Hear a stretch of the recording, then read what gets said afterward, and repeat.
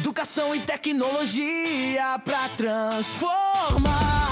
Inclusão, diálogo e equidade no ar. Porque aprender é direito de todos sem exceção. Conhecimento que conecta. Sejam muito bem-vindos a mais uma análise aprofundada. Olá para quem nos acompanha, é um prazer imenso estar aqui. O nosso objetivo sempre foi pegar temas que parecem densos demais, sabe? Aquelas coisas meio restritas aos laboratórios e às bibliotecas. E trazer tudo isso para o centro da nossa roda de conversa. Exatamente. E hoje a nossa missão é mergulhar num conjunto de informações muito instigantes sobre a vida, as teorias e todo o impacto do Ivan Pavlov. Uma figura histórica de peso absoluto. Total. E o que a gente tem em mãos para guiar essa discussão hoje são apontamentos muito diretos sobre como a biologia e a observação científica acabaram desenhando as linhas de muita coisa. Não apenas da psicologia moderna, né? E isso desenhou as linhas de sistemas educacionais inteiros, sistemas que são voltados diretamente para o mercado de trabalho. Olha, essa é uma ponte formidável de se atravessar. Sem dúvida. Para nossa audiência, o aspecto mais interessante desse material de base é a clareza com que ele conecta duas pontas aparentemente muito distantes. É um salto e tanto. Porque de um lado a gente tem a biologia mais fundamental, a observação do corpo físico ali, reagindo ao ambiente ao redor. Sim, a ciência na sua forma mais pura. E do outro lado nós temos a sala de aula, a figura do professor, o aluno e aquela esteira de produção frenética do mercado de trabalho. É verdade. Então, preparar o terreno para essa conversa exige que a gente olhe bem de perto para essa transição, percebendo como a ciência do comportamento humano não ficou restrita a artigos acadêmicos difíceis de ler. Ela vazou para o mundo real. Vazou e infiltrou a forma como a sociedade como um todo decide treinar e capacitar os indivíduos. Certo, vamos estrinchar isso. De acordo com o material que a gente está analisando hoje, o Ivan Pavlov não era um pedagogo. Longe disso. Pois é, e nem um filósofo tentando desvendar os grandes mistérios da alma humana. Ele foi um fisiologista e médico russo. Que viveu ali entre 1849 e 1936. Isso mesmo. E foi exatamente a partir dessa lente médica que ele se tornou o criador da teoria dos reflexos condicionados. Um marco gigantesco. Um marco que, o detalhe que salta aos olhos nas nossas notas é que esse trabalho rendeu a ele nada menos que o Prêmio Nobel de Medicina no ano de 1904. O que coloca um peso monumental nessa nossa conversa. Demais. Um Prêmio Nobel de Medicina ancorando o que viria a ser todo o estudo do comportamento. O que é fascinante aqui é a mudança tectônica de paradigma que esse prêmio representa. Como assim, tectônica? É que até aquele exato momento pensar sobre como a gente aprende ou por que a gente age de determinada maneira era um exercício quase inteiramente especulativo. Era o domínio puro da filosofia. Exato. Mas quando o médico ganha o reconhecimento máximo da ciência mundial apenas por observar reações fisiológicas a estímulos externos, O jogo muda completamente. muda. A comunidade científica passa a dizer em alto e bom som que o comportamento humano e animal possui raízes no mundo físico. Ele tem uma base empírica, material, reproduzível. Então a biologia pura passa a ser a chave principal para decodificar atitudes e aprendizados. Perfeitamente. E essa visão empírica nos leva direto ao que o nosso material define como a teoria de aprendizagem e a teoria comportamental. Conceitos que são a base de tudo que vamos falar hoje. Sim. E as notas descrevem a aprendizagem não como um despertar de consciência ou uma iluminação interna. É tudo de forma bem mais mecânica. Muito mais mecânica. É um mecanismo pelo qual pessoas e animais entendem as relações entre diferentes estímulos. E a partir disso, aprendem novas respostas. Para ilustrar para quem nos ouve, pense na coisa mais básica do dia a dia. Tipo o clima, né? Se o céu escurece rapidamente e a temperatura cai bruscamente. A resposta aprendida instantânea é buscar abrigo. Ou abrir um guarda-chuva. Existe um evento no ambiente e uma ação decorrente dele. Simples assim. E a base dessa linha de raciocínio é o que as fontes consolidam como a teoria comportamental, que é uma corrente estritamente centrada no comportamento observável. Só no que dá para ver e medir. Só no que dá para ver e medir. Isso é muito mais radical do que soa em um primeiro momento. Por quê? Porque significa deliberadamente ignorar a caixa preta da mente humana. Caramba. Não importa o que a pessoa está sentindo intimamente, não importa se ela está triste, se está inspirada ou completamente entediada. O que importa é a ação concreta que ela executa ali na hora. Exatamente.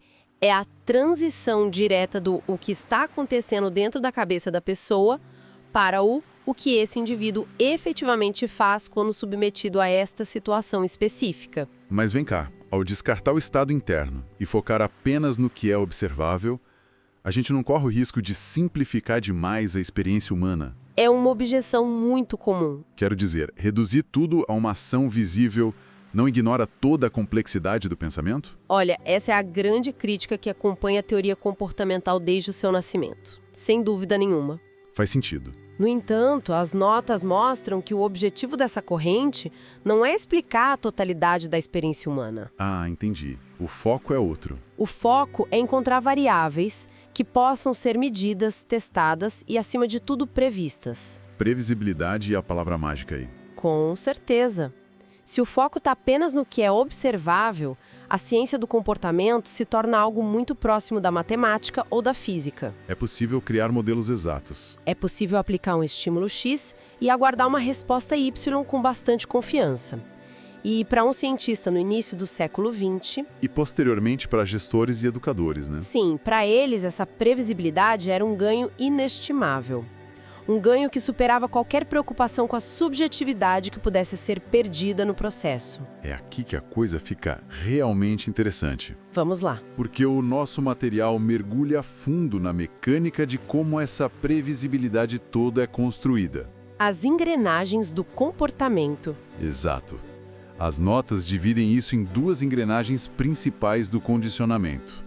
Primeiro, nós temos o reflexo condicionado. Que é definido na fonte como a reação a um estímulo casual. Isso. E logo ao lado dessa primeira engrenagem, nós temos o condicionamento operante. O nome é um pouco mais complexo. Sim, mas o material explica bem. É o mecanismo que influencia as respostas através de reforços, sejam esses reforços positivos ou negativos. Uma mecânica bem engenhosa. A transição entre um estímulo antes casual e uma reação automática parece ser a base de tudo isso. Mas essas duas engrenagens, o reflexo condicionado e o condicionamento operante, operam de formas muito distintas, não é? São fundamentalmente diferentes em sua natureza. O reflexo condicionado é essencialmente reativo. Uma reação pura. E na imensa maioria das vezes, involuntário. Imagina um som ambiente que originalmente não significa absolutamente nada. É apenas um ruído casual. Tá, um barulho qualquer de fundo. Isso. No entanto, se esse som passar a preceder repetidamente um evento de grande impacto, a biologia se adapta. O corpo aprende a associar os dois. Chega um ponto em que apenas ouvir o ruído já desencadeia a reação fisiológica completa, antes mesmo do evento real acontecer. É o corpo se antecipando ao ambiente. A associação é super direta e instintiva. Isso me faz pensar na hora nos alertas dos nossos celulares. Um ótimo exemplo moderno. Aquele som específico de notificação já causa uma aceleração no batimento cardíaco da gente, dá uma urgência em pegar o aparelho na mesma hora. E a gente nem sabe o que é ainda. Exatamente. Mesmo que a pessoa não saiba se é uma mensagem super urgente da família ou apenas uma promoção genérica de um aplicativo de comida. O corpo reage ao estímulo sonoro antes da mente racional processar a informação. É um reflexo condicionado clássico. Um exemplo cristalino de reflexo condicionado. Agora, quando as fontes abordam o condicionamento operante, a gente entra num território diferente. É um território de moldagem ativa de comportamento, né? Sim, ele não opera apenas no instinto de reação, mas na gestão das consequências de uma ação. O condicionamento operante influencia as respostas por meio de reforços. É a lógica de que um comportamento vai tender a se repetir ou a desaparecer, dependendo puramente do que acontece imediatamente depois dele. Exato. A consequência dita a regra. Isso abre um leque gigantesco para manipulação de atitudes. O material cita reforços positivos e negativos. O reforço positivo parece mais intuitivo, é uma recompensa. Sim. Algo que é adicionado para incentivar a ação. Um bônus financeiro no final do ano por atingir metas corporativas é um reforço positivo clássico no mundo do trabalho. Com certeza. A pessoa associa o esforço dobrado à recompensa em dinheiro. e a tendência natural é que ela repita aquele mesmo esforço no ano seguinte. Se conectarmos isso a um contexto mais amplo, vemos que a estrutura de quase todas as organizações e instituições modernas depende vitalmente dessa mecânica. É a base do mercado. Só que o reforço negativo, que também é citado nas nossas notas de hoje, frequentemente gera confusão nas pessoas. Muita gente acha que é castigo. Exato, mas ele não é uma punição. A punição visa eliminar um comportamento indesejado. Fazer a pessoa parar de fazer algo. Isso. O reforço negativo, por sua vez, visa aumentar ou garantir a repetição de um comportamento, igual ao positivo. Só que de um jeito diferente. Ele faz isso através da retirada de algo desagradável. Para visualizar isso de forma bem prática para quem está acompanhando, a gente pode olhar para os sistemas de segurança dos carros modernos. Excelente analogia. Aquele apito estridente do cinto de segurança é um estímulo altamente desagradável, incomoda muito e ele só para de soar quando a pessoa finalmente afivela o cinto. Perfeito. O comportamento desejado aí, que é colocar o cinto, é reforçado negativamente. Porque a ação de colocar o cinto elimina o estímulo aversivo, que é o apito chato. A vontade de evitar o barulho condiciona o ato de usar o equipamento de segurança de forma quase automática sempre que se entra no veículo. Fazemos sem nem pensar. Essa distinção é crucial para entendermos o poder e o alcance prático dessas teorias comportamentais. Mostra que não é só a teoria de laboratório. De jeito nenhum. Seja através de reflexos instintivos atrelados a sinais, ou seja através da elaboração super cuidadosa de reforços positivos e negativos, o comportamento se revela como algo altamente maleável. Dá para ser mudado. É exatamente essa capacidade de moldar atitudes de maneira eficiente e observável que chamou a atenção de outras esferas da sociedade. Esferas que vão muito além dos laboratórios de fisiologia. Muito além. Então, o que tudo isso significa quando a gente tira o jaleco branco do laboratório e vai para a sociedade civil? É aí que as notas nos dão um direcionamento muito claro. O nosso material faz um salto temporal e conceitual direto para a sala de aula. Um ambiente que todos nós conhecemos bem. Pois é, as notas relacionam frontalmente essas teorias comportamentais às tendências tecnicistas na educação. Um movimento muito forte em várias partes do mundo. E o objetivo central declarado nesse modelo educacional, de acordo com o texto, é um só: preparar para o mercado de trabalho. O foco é puramente utilitário. Sim. E os papéis lá dentro passam a ser definidos com uma rigidez quase militar.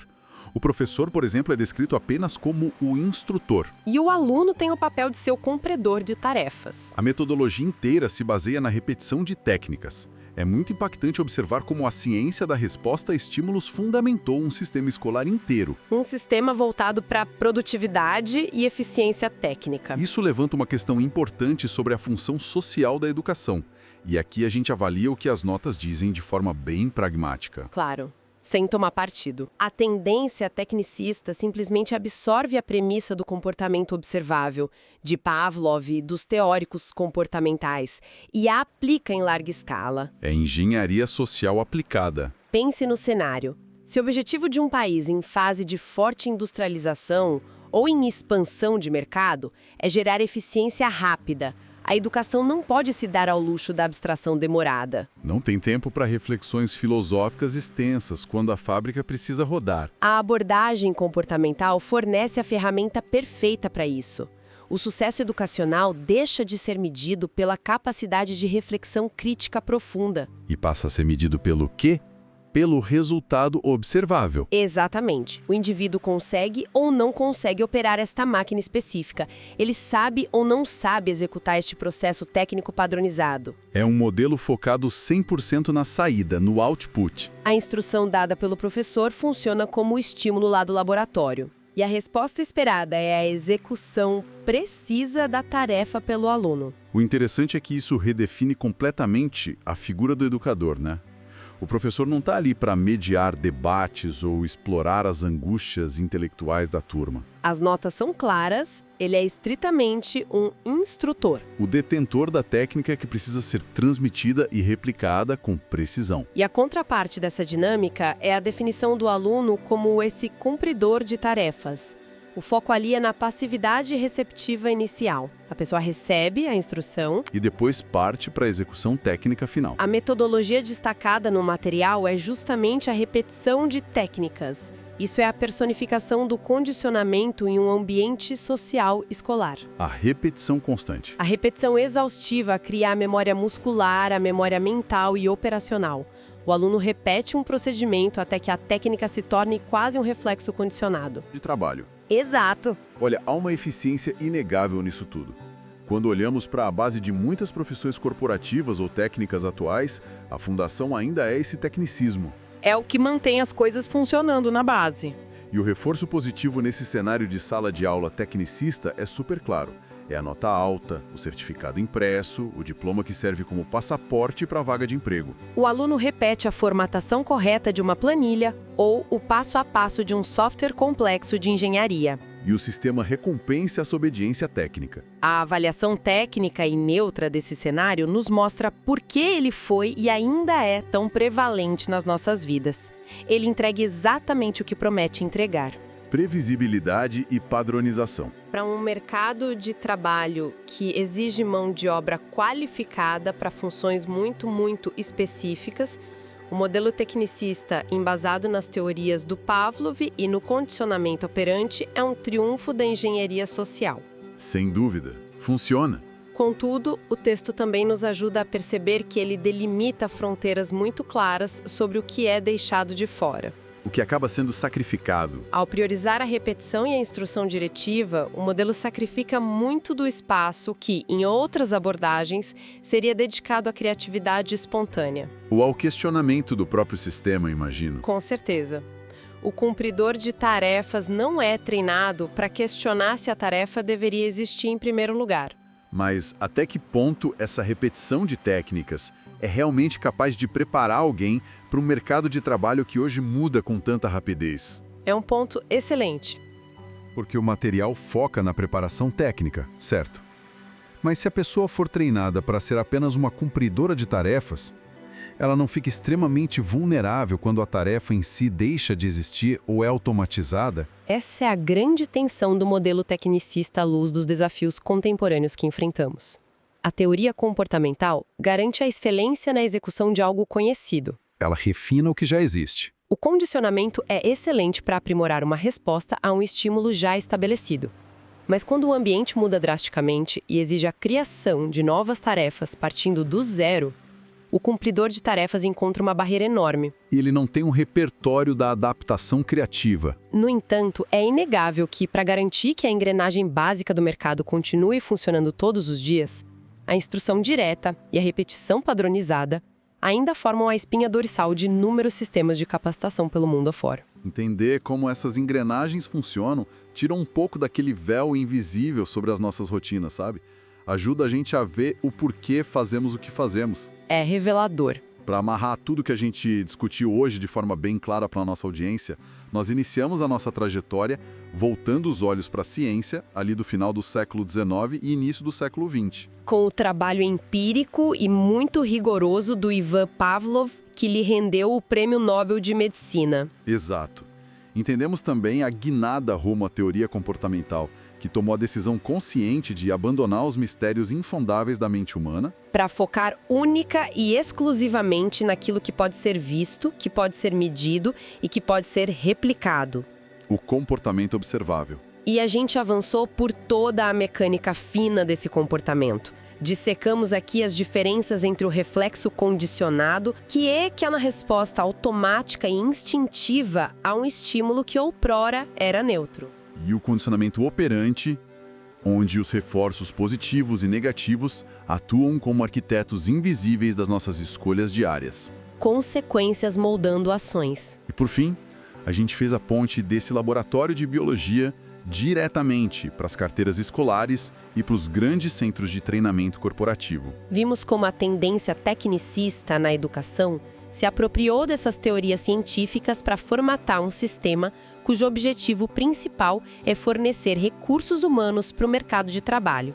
Transformando na prática professores e instrutores implacáveis da técnica e alunos em hábeis cumpridores de tarefas, através do poder contínuo da repetição. É uma cadeia de influências que estrutura silenciosamente muito do que a gente vive todo santo dia. E, extraindo o sumo desse mergulho profundo nas fontes de hoje, Acredito que há um ponto fundamental para nossa audiência refletir. Manda bala. Se olharmos com total honestidade para a maneira como somos treinados desde a primeira infância, para como as escolas operam amplamente sob esse modelo de instrução e execução de tarefas, e para como o mercado de trabalho gerencia o nosso esforço por meio de uma teia supercomplexa de reforços positivos e negativos, Onde isso nos leva? nos leva a pensar até que ponto as nossas ambições mais íntimas, as nossas escolhas de carreira e as nossas habilidades mais refinadas são genuinamente fruto de uma vontade espontânea e livre. Nossa! E até que ponto nós somos apenas a brilhante e sofisticada soma de uma vida inteira de reflexos perfeitamente condicionados. Que questionamento espetacular para encerrarmos a nossa conversa de hoje.